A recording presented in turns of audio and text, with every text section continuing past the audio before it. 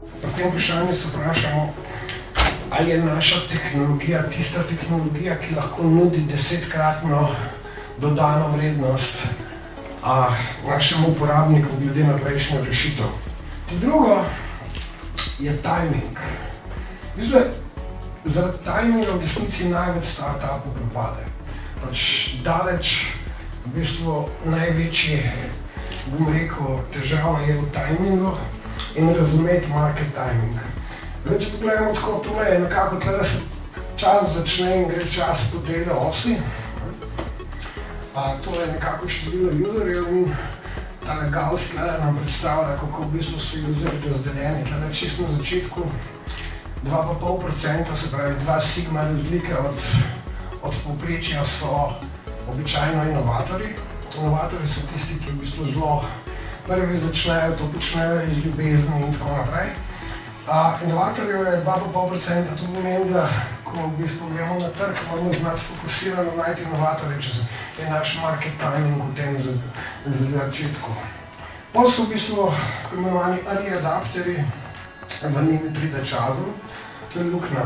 In ta luknja je v bistvu zelo pomembna prepad. Ta časom namreč loči nekako ljudi, ki v začetni fazi ljubiteljsko kupujejo produkte od tistih resnih, kasnejših userjev. In takrat po času se spremeni vse, ker se spremeni uporabnik našega produkta. Kako bomo najdeli en zelo majhen trg, je vprašanje. In ko govorimo o majhnem trgu, govorimo o trgu 10.000 uporabnikov. Zdaj, tak trg, ki ga lahko monopoliziramo v 1-2 mesecih. To je tisto, kar je. Želite biti produkt za nekoga.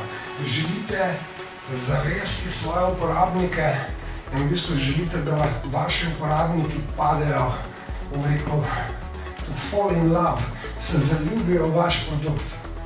Pol je v bistvu eno izmed težjih vprašanj.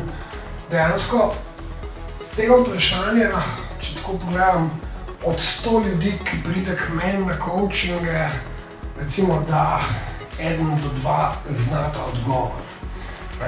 Distribution question je v bistvu vprašanje vaše going to market strategije. In sicer imamo 2 osi. Ena os je tako imenovana tehnološka os, druga os je globalizacijska os.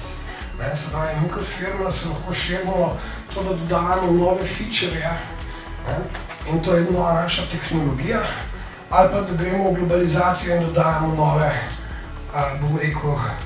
lokacije.